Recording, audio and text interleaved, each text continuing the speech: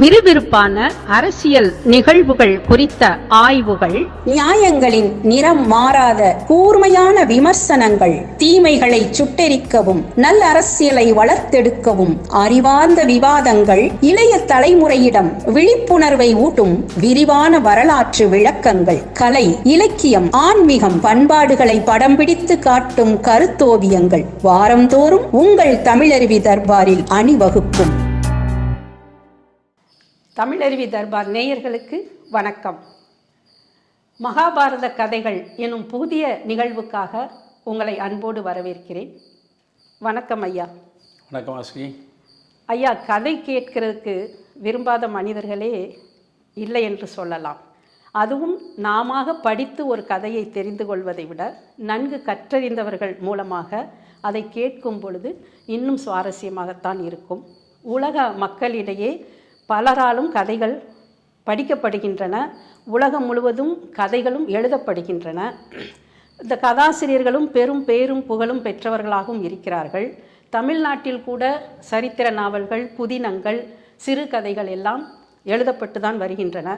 நாவல்கள், சிறுகதைகள் எழுதுவது என்பது மிகவும் குறைந்து விட்டது. சிறுவர்கள் முதல் பெரியவர்கள் வரை கதை கேட்பதற்கு ஆவலாகத்தான் இருப்பார்கள். ஆனால் இந்த இயந்திரத்தனமான வாழ்க்கையில் கதைகளை படிப்பதற்கோ கேட்பதற்கோ நேரமில்லாமல் ஓடிக்கொண்டிருக்கிறார்கள். முன்பெல்லாம் நாம் நூலகங்களை தேடி சென்று கதைகளை படிப்பது வழக்கம். அதுவும் குறிப்பாக வார பத்திரிகைகளில் வருகின்ற சரித்திர நாவல்கள், சமூகம் சார்ந்த கதைகளெல்லாம் தொடர்கதைகளாக போடுவார்கள். அதை படிப்பதற்கு வாசகர்களிடையே நிறைய வரவேற்பு இருந்தது. சிறு குழந்தைகளுக்கு கூட தாய்மார்கள் கதைகள் சொல்லிதான் உணவு ஊட்டுவதும் உறங்க வைப்பதுமாக இருப்பார்கள். முன்பெல்லாம் எப்படி என்றால், தாத்தா பாட்டிகள் பேரன் பிள்ளைகளை எல்லாம் அழைத்து இரவு உணவுக்கு பின்னர் முற்றத்தில் அமர்ந்து இதிகாச புராண கதைகளை எல்லாம் சுவாரஸ்யமாக சொல்லி அதில் உள்ள கருத்துக்களை குழந்தைகளுக்கு எடுத்து சொல்வார்கள்.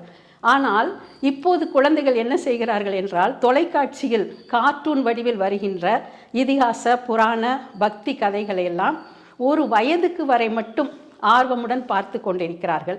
இளைஞர்களுக்கு அதை கேட்பதற்கும் படிப்பதற்கோ பார்ப்பதற்கோ சந்தர்ப்பமும் சூழலும் அமையாமல் போய்விட்டது. இந்த நிலையில் இன்றைய இளைஞர்கள் தங்களுடைய வாழ்க்கையில் நல்ல கதைகள் மூலமாக பண்புகளையும் தர்மத்தையும் அறத்தையும் எப்படி நாம் கற்றுக்கொள்வது என்பது பற்றி அதனுடைய அடிப்படையில்தான் மகாபாரத கதைகளிலிருந்து சில கதைகளை உங்களிடம் கேட்கலாம் என்று நினைக்கின்றேன். இந்த இதிகாச புராண கதைகள் எல்லாம் 2000 ஆண்டுகளுக்கு மேற்பட்டதாக இருந்தாலும் கூட அதை கேட்பதிலும் அதை தொலைக்காட்சியில் பார்ப்பதிலும் மக்கள் ஆர்வம் காட்டிதான் வருகிறார்கள். மகாபாரத கதை அனைவருக்கும் தெரிந்த கதைதான். ஆனாலும் கிளை கதைகள் இருக்கின்றன என்பது எத்தனை பேருக்கு தெரியும் என்று தெரியவில்லை. ராமாயணம் போல் மகாபாரதம் நேரிடையான கதை அல்ல. மகாபாரதத்தில் இந்த கிளை கதைகள் ஏன் புகுத்தப்பட்டது? இந்த கிளை கதைகள் மூலமாக மகாபாரதம் நமக்கு என்ன சொல்ல வருகிறது? கிளை கதைகள் ஏன் புகுத்தப்பட்டது? இந்த கிளை கதைகள் மூலமாக மகாபாரதம் என்ன சொல்ல வருகிறது என்பதை பற்றி நீங்கள் சொல்லுங்களேன். அதாவது வாசுகி, இந்தியாவின் பெருமைக்குரிய 2 இதிகாசங்கள் ராமாயணமும் மகாபாரதமும். ராமாயணம் என்பது உண்மையிலேயே நடந்த நிகழ்வுகளை பற்றி பேசுகிறதா? குருட்சேத்திரத்தில் உண்மையிலேயே பாண்டவர்களுக்கும் கௌரவர்களுக்கும் இடையே ஒரு போர் நடந்ததா? அதை பற்றி மகாபாரதம் பேசுவது உண்மையா என்றெல்லாம் இன்றைக்கும் பலவிதமான கேள்விகள் இருக்கத்தான் செய்கின்றன. ஆனால் இந்த 2 இதிகாசங்களும் முழுக்க மனித வாழ்வை செழுமைப்படுத்துவதற்கு, அறம் தழுவிய வாழ்வை முடிந்த வரையில் மக்கள் அனைவரும் ஏற்று நடப்பதற்கு ஒரு பாதையை வகுத்து கொடுத்திருக்கின்றன. அதை நாம் புரிந்து கொள்ள வேண்டும்.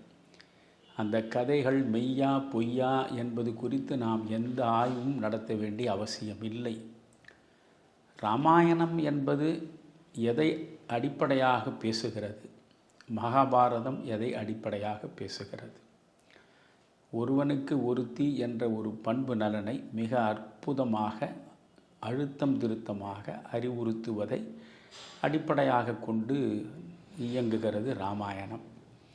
எவ்வளவு வலிமை மிக்கவனாக இருந்தாலும் அவன் மாற்றான் மனைவியின் மீது மையலுற்று அவளிடம் தகாத முறையில் நடக்கிற போது அவன் எந்த அளவுக்கு சீரழிந்து சிதைந்து போவான் என்று சொல்வதற்காக ஒரு ராவணனை பாத்திர படைப்பாக இராமாயணத்தில் நாம் பார்க்கிறோம். அதே போல் மகாபாரதத்தை எடுத்துக்கொண்டால் கௌரவர்கள் பாண்டவர்கள் இவர்களுக்கு இடையே நிலத்தை பங்கிட்டு கொள்வதில் தான் பிரச்சனையே வருகிறது. ஒட்டுமொத்த நிலத்தையும் விட்டுவிடாமல் ஆள வேண்டும் என்று ஆசைப்படுகிற துரியோதனன் ஒரு பக்கமும், முடிந்தவரையில் கிடைக்கக்கூடிய நிலங்களை வைத்துக்கொண்டு நாம் நம்முடைய அதிகாரத்தை செலுத்த முடியுமா என்று பார்க்கக்கூடிய பாண்டவர்கள் மறுபக்கமுமாக நாம் மகாபாரதத்தில் பார்க்கிறோம். ஆக பொதுவாகவே மனித இனத்தினுடைய மிக முக்கியமான சீரழிவுக்கு அடித்தளம் அமைக்கக்கூடியவை மண், பெண், பொன் ஆகிய மூன்றின் மீது இருக்கக்கூடிய அளப்பரிய ஆசை. எனவே அந்த ஆசைகளை அளவோடு வைத்து கொள்ளுகிற வரையில் பிரச்சனைகள் இல்லை. அளவற்று செல்லுகிற பொழுது என்னென்ன பிரச்சனைகள் வரும் என்பதையெல்லாம் அவற்றின் மூலம் தெரிந்து கொள்கிறோம். இப்பொழுது நீங்கள் அழகாக சொன்னீர்கள், இராமாயணம் என்பது ஒரு நேர்கோடாக நடந்து செல்லக்கூடிய ஒரு கதை போக்கு உடையது. ராமனுடைய பிறப்பு தொட்டு கடைசியில் பட்டாபிஷேகம் நடக்கின்ற வரையில் ஒரு நேர்கோடாக செல்கிறது. வால்மீகி ராமாயணத்தில் நீங்கள் பார்த்தால் அதில் பட்டாபிஷேகத்தோடு கதை முடிவதில்லை. அதற்கு பிறகும் கதை விரிந்து நடை போடுகிறது. அந்த உத்தரகாண்டம் என்கிற பகுதியை கம்பன் தவிர்த்து விடுகிறான். முழுக்க முழுக்க பட்டாபிஷேகத்தோடு கதையை அவன் முடித்து விடுகிறான். இந்த இராமாயணம் நீங்கள் முதலிலிருந்து கடைசி வரையில் படிக்கிற பொழுது ஒரே நேர்கோட்டில் பயணிக்கிறது என்று சொன்னேனே, அதை நீங்கள் படிக்கிற பொழுதே அனுபவிக்கலாம். ஆனால் மகாபாரதத்தை நீங்கள் எடுத்துக்கொண்டால் மகாபாரதம் இராமாயணத்தை விட மிகவும் பெரியது. 1,00,000 ஸ்லோகங்களை கொண்டது மகாபாரதம். இராமாயணத்திலும் இடைச்செருகல்கள் இருக்கும், மகாபாரதத்திலும் இடைச்செருகல்கள் இருக்கும். நீங்கள் வான்மீகி எழுதிய இராமாயணம் எவ்வளவு, அதில் ஏதாவது அவரவர் கைவண்ணம் கலந்திருக்கிறதா என்பது ஒரு பக்கம். வியாசர் எழுதிய மகாபாரதம் அது 1,00,000 ஸ்லோகமும் அவர்தான் எழுதியதா அல்லது இடையிடையே செருகப்பட்டதா என்பதையெல்லாம் விட்டு விடுவோம். ஆனால் நமக்கு முன்னால் இருப்பது 1,00,000 ஸ்லோகங்களை கொண்ட மகாபாரதம். ஒரு விரிந்த கதை களத்தை அது கொண்டிருக்கிறது. நேரே கௌரவர் பாண்டவர்கள் பிறப்பு தொடங்கி அவர்களுடைய குருட்சேத்திர போருக்கு பின்னால் நடக்கக்கூடிய அழிவு வரையில் கதை ஒரே நேராக அவர்களை மட்டுமே சுற்றி செல்வதில்லை. இடையிடையே பார்த்தால் நிறைய கிளைக்கதைகள் இடம்பெற்றிருக்கின்றன. என்னுடைய நோக்கமே அந்த கிளைக்கதைகள் ஏன் மகாபாரதத்தில் எழுதப்பட்டிருக்கின்றன, அவற்றினுடைய நோக்கம் என்னவாக இருக்கும். ஒவ்வொன்றுக்குள்ளேயும் மனித மனத்தை செழுமைப்படுத்துவதற்கான சிந்தனை போக்கை நம்மால் நிச்சயமாக காண முடியும். இப்பொழுது உங்களுக்கு ஒன்று சொல்கிறேன். இந்த மகாபாரதத்தில் இந்த பாண்டவர்கள் கௌரவர்கள் இவர்களுக்கெல்லாம் முன்னோடியாக வாழ்ந்த மன்னன் யயாதி. யயாதி என்கிற மன்னன், அவனை பற்றிய ஒரு கதை மகாபாரதத்தில் செல்கிறது. அதற்கு முன்பு நீங்கள் பார்த்தால் தேவயானி சர்மிஷ்டை என்கிற 2 பாத்திரங்களை கொண்டு இன்னொரு கதை தொடங்குகிறது. அதாவது நாம் அங்கிருந்தே செல்லுவோம். இப்பொழுது நான் நம்முடைய நேயர்களுக்கு ஒரு அற்புதமான கதையை சொல்லப் போகிறேன். அதாவது தேவர்களுக்கு குருவாக இருந்தவர் பிரகஸ்பதி. இந்த அசுரர்களுக்கு குருவாக இருந்தவர் சுக்கிராச்சாரியார். எப்பொழுதுமே தேவர்களுக்கும் அசுரர்களுக்கும் இடையே போர் நடந்து கொண்டே இருக்கும். போரில் தேவர்கள் பக்கம் அழிவு ஏற்பட்டு அவர்கள் சிதைந்தால் மறுபடியும் எழுந்து நிற்பதற்கு வாய்ப்பில்லை. ஆனால் இந்த அசுரர்கள் பக்கம் அழிவே கிடையாது. எத்தனை பேர் போரில் இறந்துபட்டாலும் உடனே அவர்கள் எழுந்து மறுபடியும் போருக்கு வருவதை தேவர்கள் பார்க்கிறார்கள். இதற்கு என்ன காரணம் என்று யோசிக்கிற பொழுது அவர்களுடைய குருவாக இருக்கின்ற அந்த சுக்கிராச்சாரியார் சஞ்சீவினி என்கிற ஒரு மந்திரத்தை அவர் பயன்படுத்துகிறார். அந்த சஞ்சீவினி மந்திரத்தை சொல்லுகிற பொழுது செத்து கிடப்பவர்கள் மறுபடியும் உயிர் பெற்று எழுந்து நிற்கிறார்கள். எனவே இந்த சஞ்சீவினி மந்திரத்தை வைத்திருக்கிற வரையில் அரக்கர் குலத்தை நாம் அழிக்கவே முடியாது. அந்த மந்திரத்தை நாமும் அறிந்து கொள்ள வேண்டும் என்று தேவேந்திரன் நினைக்கிறான். அப்பொழுது பிரகஸ்பதியினுடைய மகன், அவனுடைய பெயர் கசன். நீங்கள் கச்ச தேவயானி என்று கூட திரைப்படம் வந்திருக்கிறது. பொழுது கசன் தேவயானி, அதுதான் கச்ச தேவயானி. பிரகஸ்பதியுடைய மகன் கசன். இந்த கசனை இந்திரன் வந்து பார்க்கிறான். எனக்கு நீ ஒரு உதவி செய்ய வேண்டும். என்ன செய்ய வேண்டும்? நீ எப்படியாவது முயன்று சுக்கிராச்சாரியாரிடம் சீடனாக சேர்ந்து விட வேண்டும். சுக்கிராச்சாரியாரிடம் நீ பல்வேறு வித்தைகளை தெரிந்து கொள்ளுகிறார் போல் நீ பாவனை செய்து எப்படியாவது அந்த சஞ்சீவினி மந்திரத்தை அறிந்து கொண்டு நீ வர வேண்டும். அந்த சஞ்சீவினி மந்திரத்தை நீ அறிந்து கொண்டு வந்துவிட்டால் நமக்கு அழிவே கிடையாது. இந்த அசுரர்களை நாம் எளிதாக வென்றுவிட முடியும். இந்த உதவியை எங்களுக்காக நீ செய்ய வேண்டும் என்று தேவேந்திரன் கேட்கிறான். உடனே பிரகஸ்பதியினுடைய மகன் கசன் அவன் சொன்னபடியே சுக்கிராச்சாரியாரை போய் அணுகுகிறான். சுக்கிராச்சாரியாரும் தனக்கு இணையாக இருக்கக்கூடிய ஆச்சாரியன் பிரகஸ்பதி தேவர்களுக்காக, அவனுடைய மகனே நம்மிடம் பாடம் கற்பதற்காக வந்திருக்கிறான் என்கிற பொழுது பெருமிதத்தோடு அவனை சீடனாக ஏற்றுக்கொள்கிறான். அதே நேரத்தில் சுக்கிராச்சாரியாருக்கு தெரியும், எதை வேண்டுமானாலும் இவனுக்கு நாம் சொல்லிக் கொடுக்கலாம், இந்த சஞ்சீவினி மந்திரத்தை மட்டும் மறந்தும் இவனுக்கு நாம் சொல்லிக் கொடுக்கக்கூடாது. அதை தவிர்த்து மற்ற அனைத்தையும் இவனுக்கு சொல்லிக் கொடுப்பது என்று முடிவெடுத்து இந்த கசனுக்கு அவர் எல்லா விதமான வித்தைகளையும் கற்றுக் கொடுக்கிறார். சுக்கிராச்சாரியாருடைய பலவீனம் என்பது அவர் மகள் மீது வைத்திருக்கின்ற எல்லையற்ற பாசமும் பற்றும் தான். ஒவ்வொரு மனிதனுக்கும் எங்கோ ஒரு இடத்தில் ஒரு பலவீனம் இருக்கும். ஆனால் அவருக்கான பலவீனம், அவர் ஐம்புலன்களையும் வென்று ஒரு பெரிய ஆச்சாரியராக திகழ்ந்தாலும் கூட அவருக்கு தான் பெற்ற மகளாக இருக்கின்ற தேவயானியின் மீது மிகுந்த பாசமும் பற்றும் உண்டு. அந்த தேவயானி கசனை பார்க்கிற பொழுதே காதல் வயப்படுகிறாள். இவனை நாம் எப்படியாவது அடைந்து மணவாழ்வில் ஈடுபட வேண்டும் என்று அவள் நினைக்கிறாள். இந்த நேரத்தில் இந்த அரக்கர் குலத்தில் உள்ளவர்களுக்கெல்லாம் ஒரு மிகப்பெரிய அச்சம் வருகிறது. எதனால் தேவர்களின் குருவாக இருக்கிற பிரகஸ்பதியின் மகன் இங்கே வந்து நம்முடைய ஆச்சாரியாரிடம் பாடம் கற்கிறான். என்றாவது ஒரு நாள் மறந்த நிலையில் இந்த சஞ்சீவினி மந்திரத்தை நம்முடைய சுக்கிராச்சாரியார் சொல்லிவிட்டால் அத்தோடு நம் கதை முடிந்துவிடும். எனவே இவனை உயிர் வாழ விடக்கூடாது என்று அவர்கள் முடிவெடுக்கிறார்கள். ஒரு நாள் அவனை அவர்கள் கொன்று விடுகிறார்கள். கசன் கொல்லப்படுகிறான். கசன் கொல்லப்பட்டதை காணச் சகியாத தேவயானி தன்னுடைய தந்தை சுக்கிராச்சாரியாரிடம் வந்து கண்கலங்கி நிற்கிறாள். என்னம்மா என்கிற பொழுது, எனக்கு தெரியாது, எப்படியும் நீங்கள் இந்த கசனை நீங்கள் உயிர் பெற்று எழச் செய்ய வேண்டும் என்று அழுது புலம்பி வேண்டுகிறாள். சுக்கிராச்சாரியாருக்கு புரிகிறது, நம்முடைய மகளுக்கு அவன் மீது அன்பு பிறந்திருக்கிறது, அதனால்தான் இவ்வளவு தூரம் வந்து வேண்டுகிறாள்.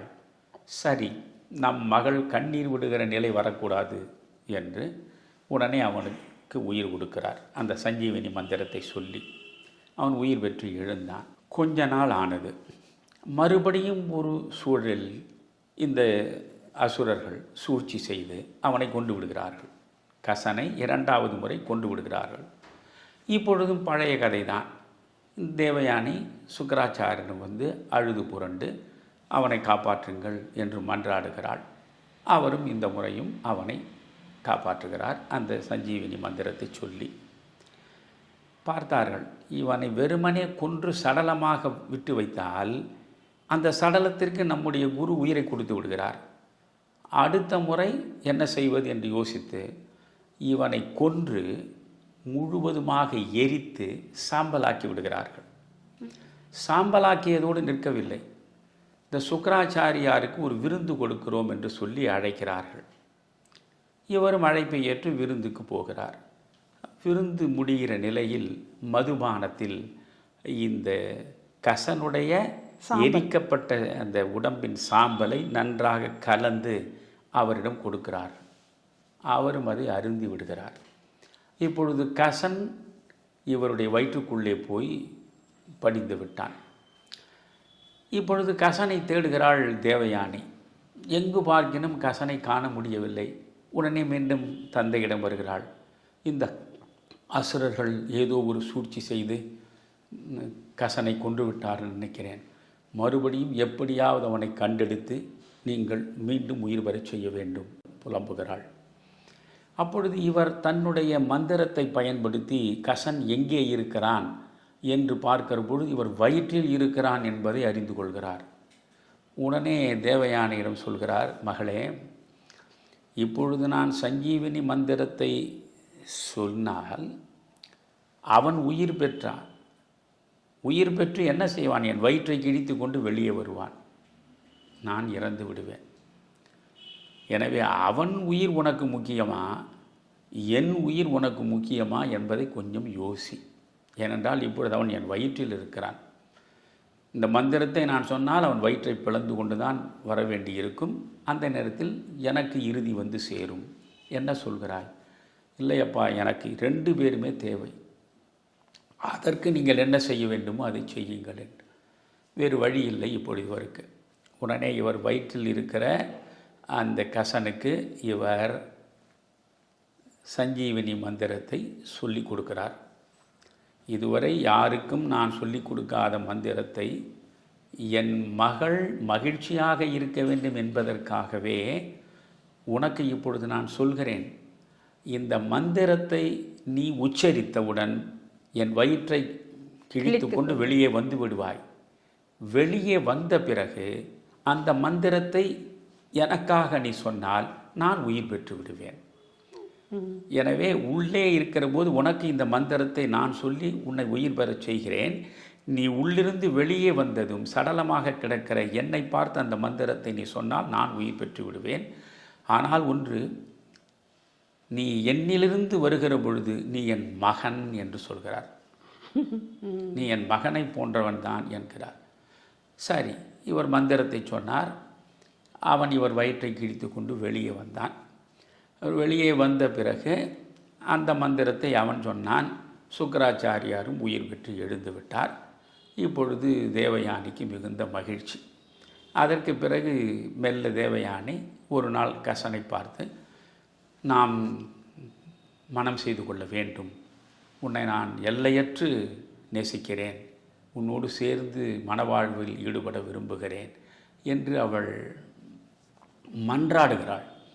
அவன் சொல்கிறான், முதலில் ஒரு குருவினுடைய மகளை மணப்பது அல்லது குருவின் மகளை காதலிப்பது என்பதே தர்மத்திற்கு எதிரானது. நீ என் குருவின் மகள், எனவே உன்னை கரம் பிடிப்பது தர்மத்திற்கு எதிரானது. இரண்டாவது, நான் இப்பொழுது சுக்கராச்சாரியருடைய வயிற்றிலிருந்து பிறந்திருக்கிறேன். எனவே நான் அவருடைய மகனாகிவிட்டேன். அதனால் நீ எனக்கு சகோதரி ஆகிவிட்டாய். சகோதரியை மணப்பது என்பதும் பண்பாட்டுக்கு முரணானது.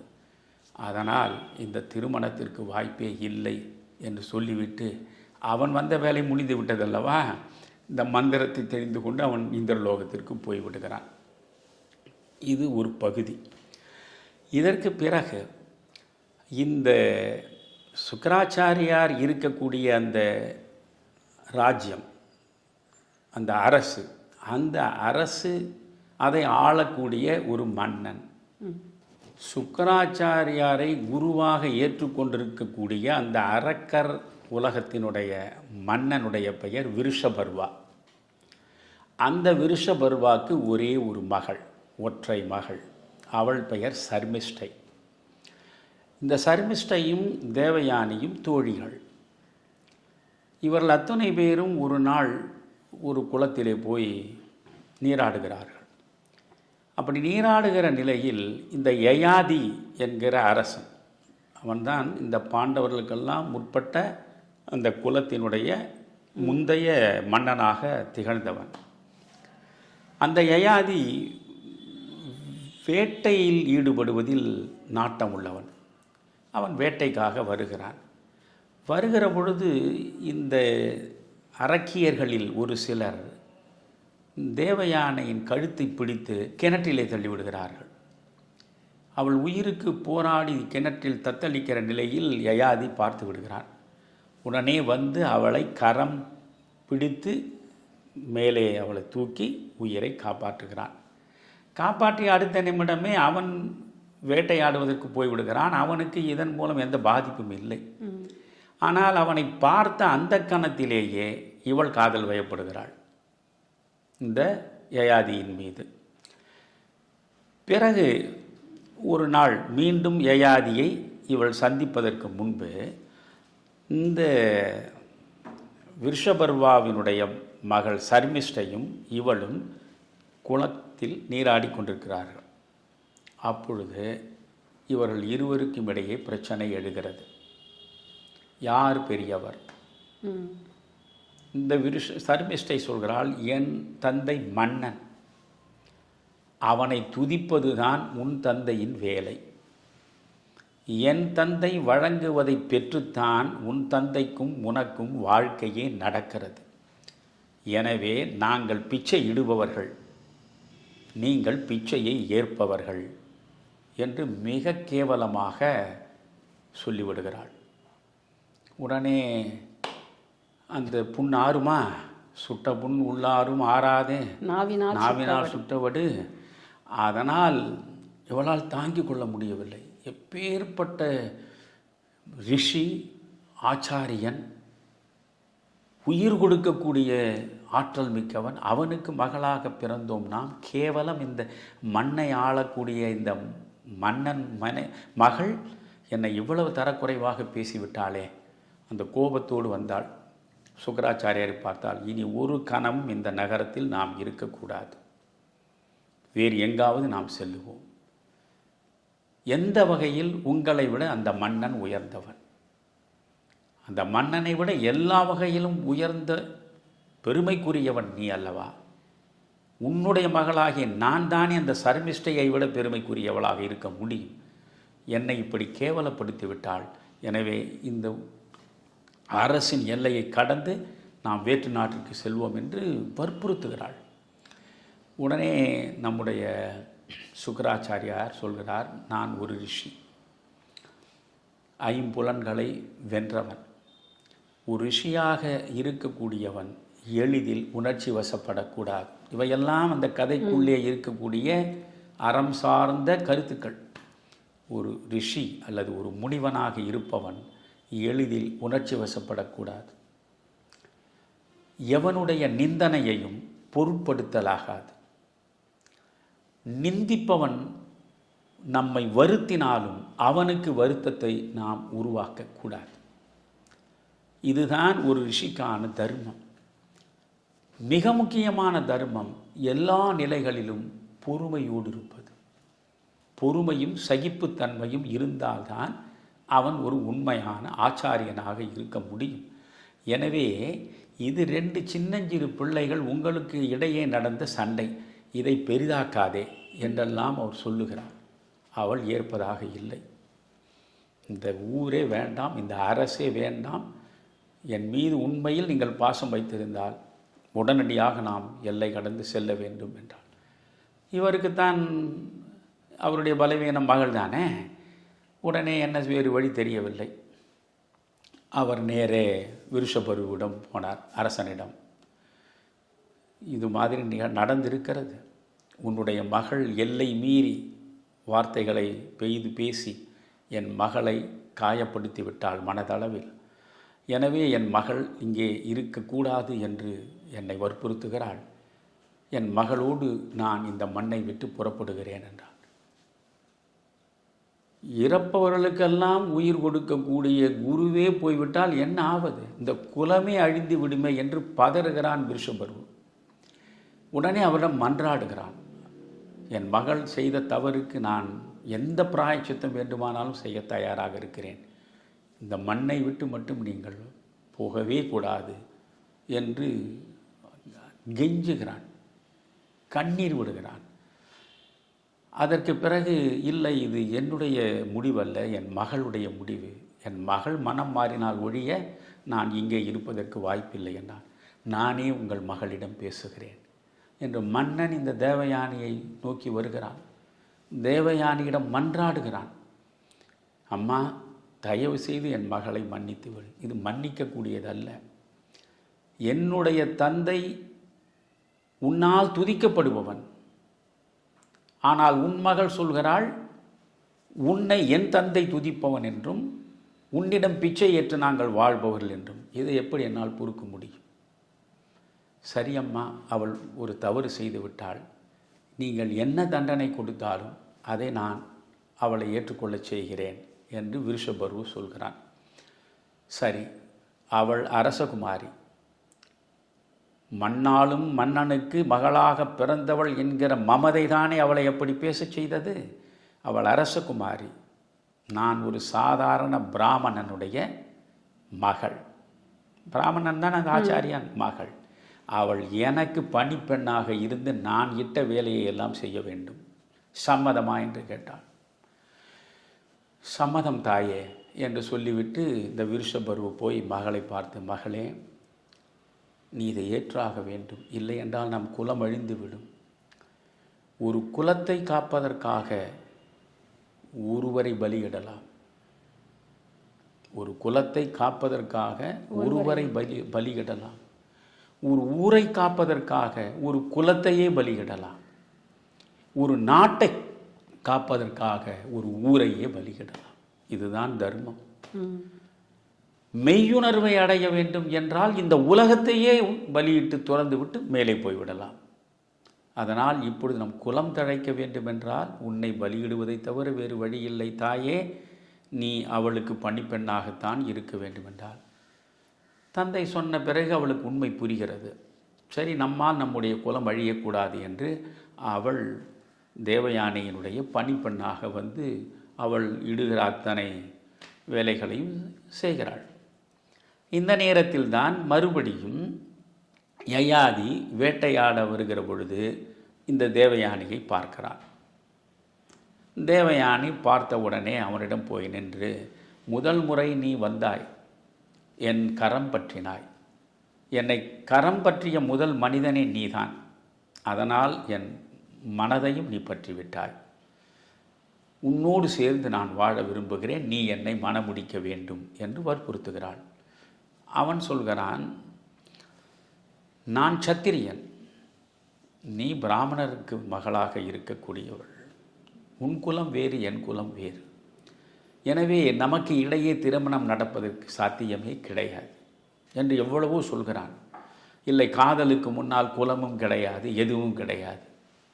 நாம் இருவரும் அன்பு பூண்டு ஒருவரை ஒருவர் மணந்து கொள்ளுகிற நிலையில் எந்த தடையும் தடையாகவே இருக்க முடியாது என்று அவள் பேசுகிறாள். வேறு வழி இல்லாமல் யயாதி சொல்கிறான், உன்னுடைய தந்தை இசைந்தால் நான் உன்னை மணந்து கொள்கிறேன் என்றான். இவள் நேரே போய் தந்தையிடம் சொல்கிறாள். தந்தைக்கு தான் பலவீனம் மகள் தானே, உடனே அவள் ஆசைப்படுவதைத்தானே அவர் செய்வார், அவ்வளவு தானே திருமணம் செய்து கொள்ளுங்கள் என்றார். 2 பேருக்கும் திருமணம் நடந்தது. இங்கிருந்து யயாதியுடைய அரண்மனைக்கு போக வேண்டும். இந்த தேவயானை என்ன செய்கிறாள், என்னோடு என் பணிப்பெண்ணாக இருக்கக்கூடிய இந்த சர்மிஷ்டையும் வர வேண்டும் என்று சொல்கிறாள். சரி, சர்மிஷ்டையும் அழைத்து கொண்டு செல்லுங்கள் என்று சொல்லுகிற பொழுதே மனித மன உணர்வுகளை முற்றாக அறிந்து வைத்திருப்பவன் தானே ஆச்சாரியன். எனவே சுக்கராச்சாரியன் யயாதியை தனியாக கூப்பிட்டு, யயாதி, என் மகள் விருப்பத்திற்காக குலதர்மத்தை கூட நான் பொருட்படுத்தவில்லை. உனக்கு அவளை மனைவியாக்கிவிட்டேன். அவளுடைய பணிப்பெண்ணோடு அவள் வருகிறாள். அந்த சர்மிஷ்டை வெறும் வேலைக்காரி இல்லை, அவள் இளவரசி. எனவே அவளுக்கு உகந்த மரியாதையை உன்னுடைய அரண்மனையில் நீ வழங்க வேண்டும். அதே நேரத்தில் உனக்கு நான் சொல்வதை மறவாமல் நினைவில் வைத்துக்கொள். அவளை எந்த நிலையிலும் நீ தனியாக பார்க்கக்கூடாது. அவளோடு நின்று நீ பேசக்கூடாது. உன் விரல் கூட அவளை தீண்டக்கூடாது. உங்களுக்கு இடையே எந்த உறவும் உருவாகக்கூடாது. இது குருவினுடைய கட்டளை என்று சொன்னான். அதில் ஒரு பிரச்சனையும் இல்லை என்று சொல்லிவிட்டு இவன் தேவயானியை அழைத்து கொண்டு போனான். தேவயானிக்கு பின்னாலே பணிப்பெண்ணாக இளவரசி சர்மிஷ்டையும் போனாள். யயாதியும் தேவயானியும் மகிழ்ச்சியாக குடும்பம் நடத்துகிறார்கள். இவர்களுக்கு 2 ஆண் பிள்ளைகள் பிறக்கின்றன. இந்த தேவயானிக்கு யயாதியின் மூலம் 2 ஆண் பிள்ளைகள் பிறந்து வளர்கின்றன. அதே நேரத்தில் சர்மிஷ்டை அவள் ஒரு பிள்ளையை பெறுகிறாள். திருமணமாகாமலே. ஆமாம், அவளுக்கு திருமணம் ஆகலை, ஆனால் ஒரு பிள்ளையை பெறுகிறாள். இது எப்படி? இவளுக்கு சந்தேகம் வருகிறது தேவயானைக்கு. சர்மிஷ்டை பார்த்து கேட்கிறாள், நான் என் கணவன் யயாதி முறைப்படி மணந்து கொண்டு அவன் மூலமாக 2 பிள்ளைகளை பெற்றிருக்கிறேன். நீ இப்பொழுது பிள்ளையை பெற்றிருக்கிறாயே, எப்படி என்று கேட்கிறாள். இல்லை, நான் ஒரு வனத்தில் ஒருவனை பார்த்து அவனிடம் நெஞ்சை பறி கொடுத்து அவன் மூலமாக நான் பிள்ளை பெற்றேன் என்று சொல்லிவிடுகிறாள். சரி போகட்டும், யயாதியோடு இல்லை அல்லவா, சரி போகட்டும் என்று விட்டு விடுகிறாள். இப்படியே பார்த்தால் கொஞ்ச நாட்கள் ஓடுகின்றன. இவளுக்கு 2 பிள்ளைகள், சர்மிஷ்டைக்கு 3 பிள்ளைகள். என்ன நிகழ்ந்தது என்றால், சர்மிஷ்டை ஒரு நாள் யயாதி வருகிற பொழுது இவள் போய் வழிமறித்து நிற்கிறாள். நின்று சொல்கிறாள், நான் இளவரசி, என் விதிவசம் நான் இவளுக்கு பணிப்பெண்ணாக வந்திருக்கிறேன். நான் ஒழுக்கம் நிறைந்தவள், உண்மையானவள். முதற் பார்வையிலேயே உன் மீது நான் அன்பு கொண்டு விட்டேன். அவள் எப்படி குழந்தையை பெற்றாளோ அதே போல் உன் மூலம் நான் குழந்தையை பெற வேண்டும் என்று ஆசைப்படுகிறேன் என்று இவள் சொல்கிறான். உடனே அவன் சொல்கிறான், குரு எனக்கு இட்ட கட்டளையை உனக்கு தெரியுமா? உன்னோடு தனியாக பேசக்கூடாது, உன்னை தொடக்கூடாது, உன்னோடு உறவு வைத்து கொள்ளக்கூடாது என்றெல்லாம் ஏற்கனவே எச்சரிக்கை கொடுத்து தான் அனுப்பி வைத்திருக்கிறார். நீ என்னோடு சேர்ந்து ஒரு குழந்தையை பெற்றுக்கொள்ள வேண்டும் என்று நினைக்கிறாயே, நடக்காது, நான் ஏற்கனவே வாக்குறுதி வழங்கிவிட்டேன் என்கிறான். மகாபாரத்தை படிக்கும்போது இவற்றையெல்லாம் படிக்கணும். அப்பொழுது அவள் சொல்கிறாள், வாக்குறுதி வழங்கினாயா? பொய் சொன்னாய். இப்பொழுது அந்த வாக்குறுதியை மீறினால் அது பொய் என்று தானே பொருள்படும். நான் உங்களுக்கு சொல்கிறேன், ஒருத்தியை காதலித்து அவளை மணமுடிக்க வேண்டும் என்றால் தாராளமாக பொய் சொல்லலாம். ஆபத்து காலத்தில் உன் உயிரை காப்பாற்றிக் கொள்ள வேண்டும் என்றால் தாராளமாக பொய் சொல்லலாம். உன் சொத்து முழுவதும் பறிபோய்விடக்கூடிய ஒரு நிலை வருகிறது, அந்த நிலையில் நீ ஒரு பொய் சொல்ல வேண்டும் என்றால் தாராளமாக நீ பொய் சொல்லலாம். இதுபோன்று தர்மத்திலேயே சில விதிவிலக்குகள் இருக்கின்றன. அதனால் திருமணம் செய்து கொள்வதற்கு ஒரு பொய்யை சொல்வது பொய்யாகாது, அது பாவமும் ஆகாது என்றெல்லாம் இவள் அவனுக்கு தர்மோபதேசம் நடத்துகிறாள். அவனுக்கு ஏற்கனவே இவள் மீது ஒரு கண் இருக்கிறது, யயாதிக்கு. கதை இப்பொழுது அங்கிருந்து தான் போகிறது. அதனால் உடனடியாக அவன் சொன்னான், இல்லை இல்லை, எனக்கே உன்னை பார்த்த முதல் தருணத்திலேயே உன் மீது நாட்டம் வந்துவிட்டது. ஆனாலும் குருவினுடைய கட்டளை தடுப்பு சுவராக இருந்து எச்சரிக்கையை கொடுத்ததனால் நான் விலகி இருந்தேன் என்று சொன்னவன் அவளோடு சேர்ந்து விட்டான். அவளோடு சேர்ந்து 3 பிள்ளைகளை பெற்றுவிட்டான். கேட்டால் வனத்திலே இருக்கக்கூடிய ஒருவனை சந்தித்து அவன் மூலமாக பெற்ற பிள்ளைகள் என்று இவள் பொய் சொன்னாள். பொய் எவ்வளவு காலம் நீடிக்கும்? நேற்று ஒன்றாகவும் இன்று ஒன்றாகவும் நாளை ஒன்றாகவும் இருக்கக்கூடிய பொய் ஒரு நாளில் வெளிப்பட்டுவிடும். ஆனால் உண்மை என்றும் ஒன்றாகத்தான் இருக்கும் இல்லையா? அதில் பிரச்சனை இல்லை. இவள் சொன்ன பொய் என்பது, அதாவது இவன் யயாதியோடு சேர்ந்துதான் இந்த 3 பிள்ளைகளையும் பெற்றிருக்கிறாள் என்ற உண்மை தேவயானிக்கு தெரிந்து விடுகிறது. உடனே அரண்மனையை விட்டுவிட்டு யயாதியை துறந்து விட்டு மீண்டும் தன்னுடைய தந்தையிடம் சென்று விடுகிறாள். சுக்ராச்சாரியாரிடம் போய் இப்படி நடந்தது என்று சொல்லி புலம்புகிறாள். ஐயோ, இந்த குரு நம்மை சபித்து விடுவானே என்கிற அச்சத்தினால் அந்த தேவயானிக்கு பின்னாலேயே யயாதி ஓடுகிறான். ஒரு தவறை செய்து விட்டால் அந்த தவறுக்கான தண்டனையில் தப்ப முடியாது அல்லவா, ஓடுகிறான். கேட்ட உடனே சுக்ராச்சாரியாருக்கு பொறுக்க முடியவில்லை. முதலில் அவர் தான் சொன்னார், ஒரு முனிவனாக இருப்பவன் சினம் தணிந்தவனாக இருக்க வேண்டும், பொறுமை காக்க வேண்டும், எல்லாம் மற்றவர்களுக்கு சொல்லுகிற போதுதான் இதையெல்லாம், தனக்கு என்று வருகிற பொழுது இந்த ஒன்றும் நிற்பது கிடையாது. இது உலக வழக்கம்.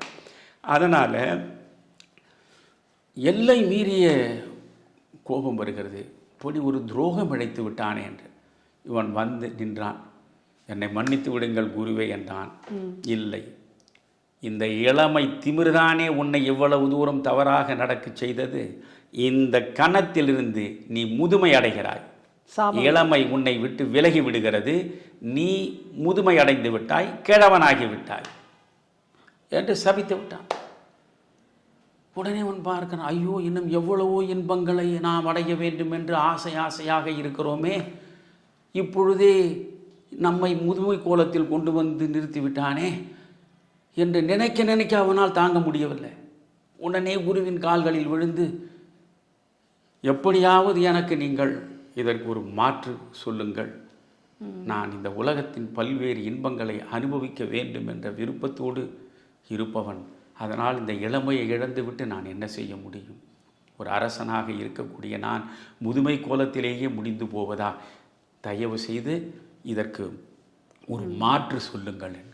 உடனே சுக்ராச்சாரியார் மனமிறங்கி சொல்கிறார், ஒன்றுமில்லை, யாராவது ஒரு இளைஞன் உன்னுடைய முதுமையை பெற்றுக்கொண்டு அவன் இளமையை உனக்கு தருவதானால் அதை நீ ஏற்றுக்கொள்ளலாம், எனக்கு அதில் ஆட்சேபனை இல்லை என்கிறார். உடனே யயாதி சொன்னான், யாரோ ஒரு இளைஞனிடம் போவதை விட எனக்கு தேவயானி மூலம் 2 பிள்ளைகள் இருக்கிறார்கள், சர்மிஷ்டை மூலம் 3 பிள்ளைகள் இருக்கிறார்கள். இந்த 5 பிள்ளைகளில் யாராவது ஒரு பிள்ளை இளமையை எனக்கு தந்து முதுமையை ஏற்றுக்கொண்டால் அவனையே நான் அரசு கட்டிலில் அமரச் செய்து அவனுக்கே நான் முடிசூட்டி விடலாம் என்று நினைக்கிறேன். அதற்கு நீங்கள் ஆசி வழங்க வேண்டும் என்றார். என் மகளுக்கு பிறந்தாலும் சரி, நீ சர்மிஷ்டைக்கு மகனாக பிறந்திருந்தவனாக இருந்தாலும் சரி, உன் விருப்பத்தை நிறைவேற்றினால் அவனுக்கு நீ ஆட்சியை வழங்குவதில் எனக்கு எந்த ஆட்சேபனையும் இல்லை என்று அவர் சொல்லிவிடுகிறார். இவன் நேரே வந்தான். 5 பிள்ளைகளையும் பார்த்தான். 5 பிள்ளைகளும் வரிசையாக நிற்கிறார்கள். இவ்வளவு பறந்து விரிந்த சாம்ராஜ்யத்தினுடைய சக்கரவர்த்தி நான்.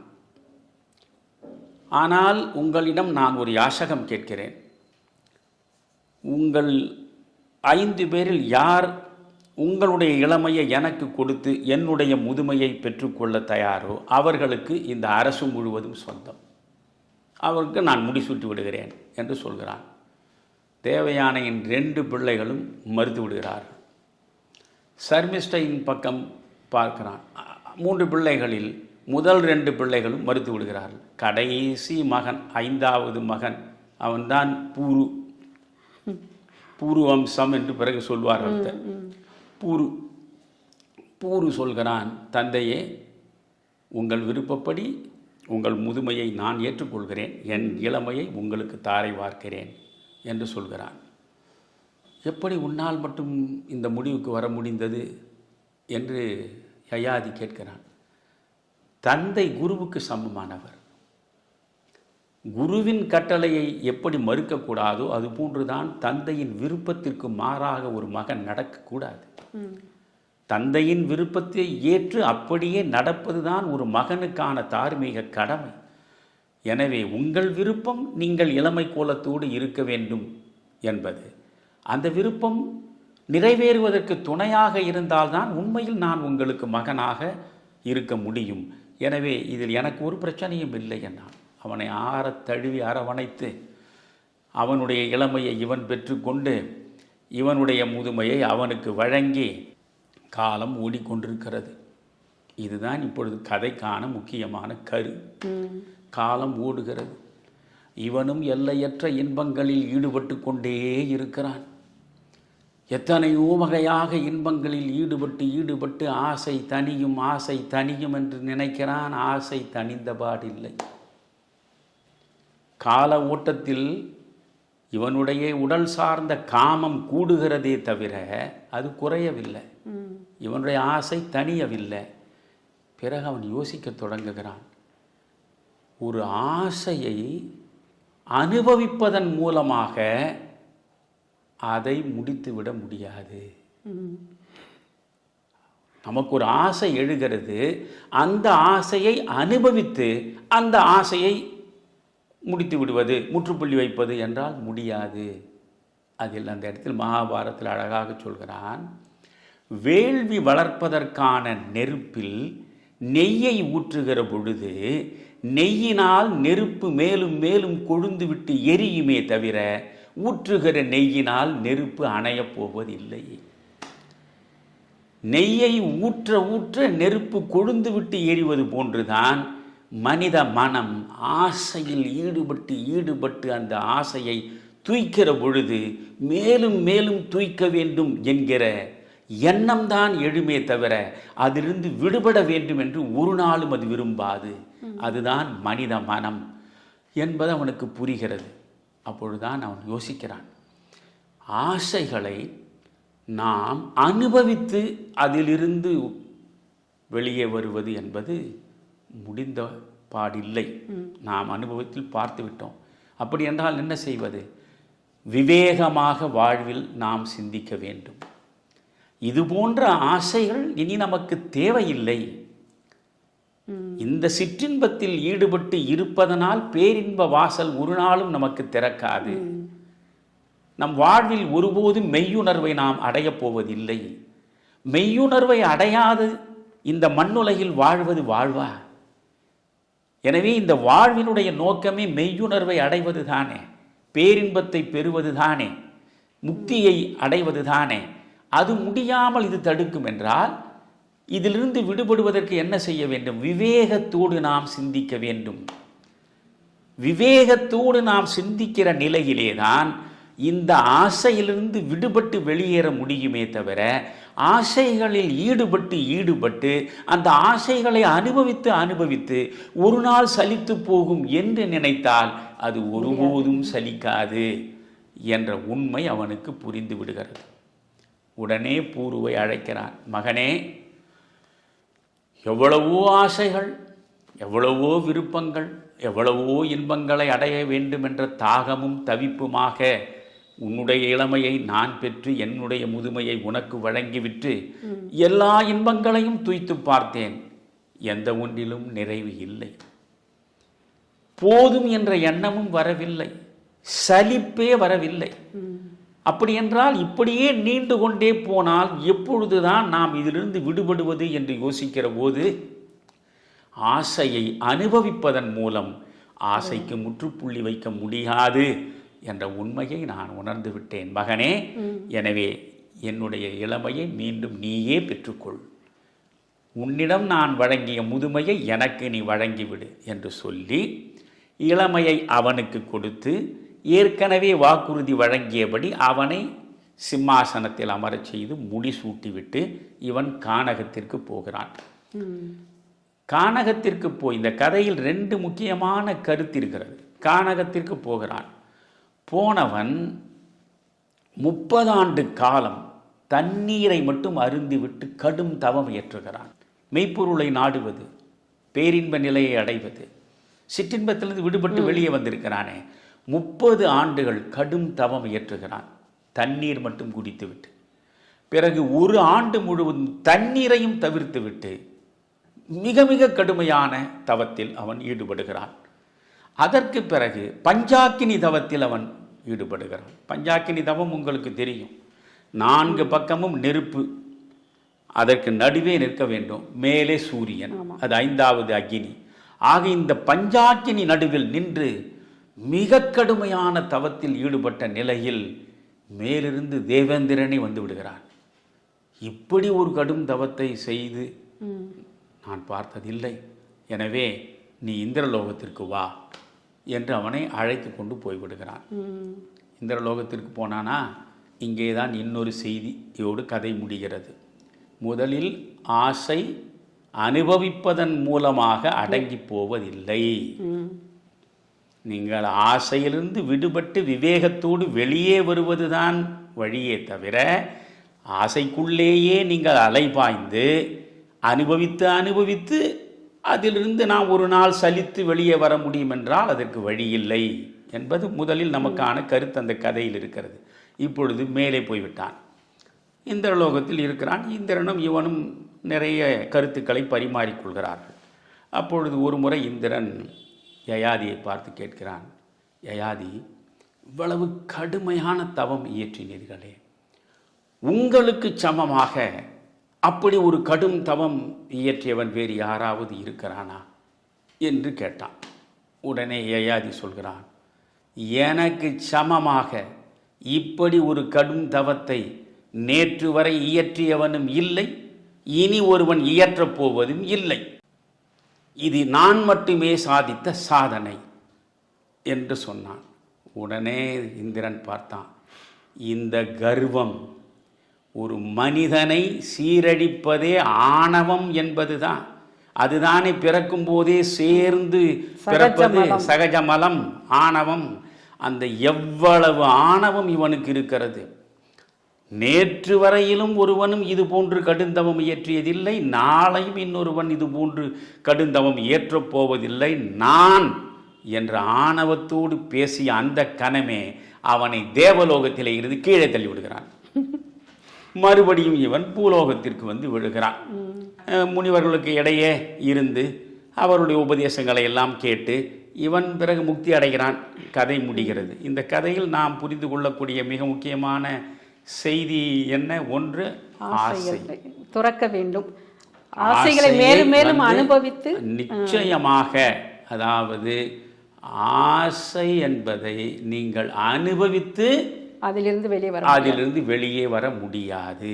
விவேகத்தோடு செயல்பட நீங்கள் இருக்கும் வரை ஆசை உங்களோடு தான் இருக்கும். புரிகிறதா? அதனால நீங்கள் ஆசையிலிருந்து விடுபடுவதற்கு எதை பயன்படுத்த வேண்டும்? விவேகத்தை பயன்படுத்த வேண்டும். அந்த விவேகம் என்பதுதான் முக்கியமானது. மனிதர்கள் விவேகிகளாக மாறினால் ஒழிய ஆசையிலிருந்து விடுபட முடியாது என்பது ஒன்று. எவ்வளவு உயர்ந்த நிலையில் சென்றாலும் நான் என்ற ஆணவம் உங்களுக்குள்ளே இருந்து அது உங்களை அலைக்கழிக்குமானால் அந்த கணமே நீங்கள் சிறுமையுற்று விழுந்து விடுவீர்கள். எனவே எந்த நிலையிலும் நான் என்ற ஆணவம் கொள்ளல் ஆகாது. எனக்கு சமமாக எவனும் கிடையாது என்ற எண்ணம் உள்ளுக்குள் இருக்கக்கூடாது என்ற இரண்டு மிக முக்கியமான செய்திகள் இந்த ஒரு யயாதி கதையில் நாம் காண கிடைக்கின்றன அல்லவா? இந்த நீங்கள் டாக்டர் ராதாகிருஷ்ணனே சொல்கிறார், மகாபாரதம் எப்பொழுது நிகழ்ந்தது என்று பார்த்தால் அவரவர் ஒவ்வொரு கணக்கை சொல்லுவார்கள். ஆனால் அறிவியல் ரீதியாக ஆய்வு செய்து பார்த்தாலும் 2500 ஆண்டுகளுக்கு முற்பட்ட இது மகாபாரதம். அப்படி என்றால் 2500 ஆண்டுகளுக்கு முன்னாலேயே நீங்கள் மனதை எப்படி வைத்து கொள்ள வேண்டும், ஆசை வலையில் விழாமல் எப்படி உங்களை காத்து கொள்ள வேண்டும், ஆசையை தொடர்ந்து அனுபவித்து அனுபவித்து நீங்கள் அதற்குள்ளேயே மூழ்கிவிட்டால் நீங்கள் ஒரு காலம் வெளியே வரவும் முடியாது, முக்தி அடைய முடியாது, பேரின்பத்தை பெற முடியாது. அதனால் ஆசைப்படுகிற நிலையில் நீங்கள் அதைத்தான் வேதாத்திரி மகரிஷி ஒரு வரி சொல்லுவார், ஆசைகளை சீரமைத்துக் கொள் என்கிறார். ஆசையே கூடாது என்பதல்ல, சீரமைத்து கொள்ள வேண்டும். ஆசை சீராக இருக்கிற வரையில் உங்களுக்கு எந்த அழிவும் இல்லை. ஆசை வரம்பிகந்து போகுமானால் நீங்கள் வாழ்விழந்து போவீர்கள் என்பதை இது பாடமாக தருகிறது அல்லவா? 2500 ஆண்டுகளுக்கு முன்னாலேயே மனித குலத்துக்கு மகாபாரதம் வழங்கி இருக்கிற மிக முக்கியமான பாடம் இது. ஆசை துயரங்களுக்கு காரணம் என்று புத்தன் சொன்னதையே பேசி கொண்டிருக்கிறோமே, அதற்கு கதையாக இதை இப்பொழுது நீங்கள் பார்க்கலாம்.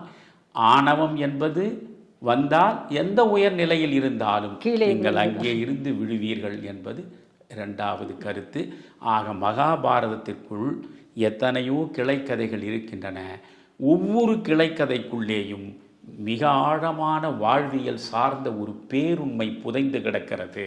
அந்த பேருண்மை புதையல்களை நான் தோண்டி துருவி எடுத்து ஒவ்வொன்றாக நம்முடைய நேயர்களுக்கு வழங்க வேண்டும் என்று விரும்புகிறேன். அந்த விருப்பத்தில் விளைந்தது தான் இப்பொழுது நாம் தொடங்கி வைத்திருக்கின்ற இந்த புதிய தொடர். கற்றலில் கேட்டல் நன்று என்பது பழமொழி. அதுபோல செல்வத்துள் செல்வம் செவிச்செல்வம் அச்செல்வம் செல்வத்துள் எல்லாம் தலை என்பது வள்ளுவர் வாக்கு.